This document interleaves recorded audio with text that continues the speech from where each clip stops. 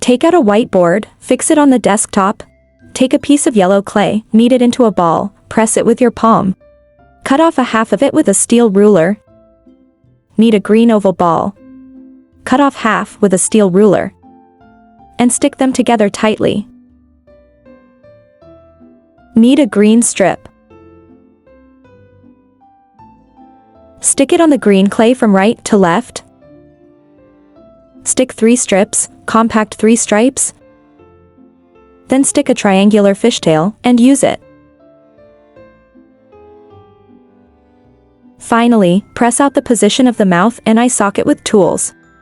And paste the red mouth, white eyes, black eyes, and white highlights. A small fish is finished. Come and try it.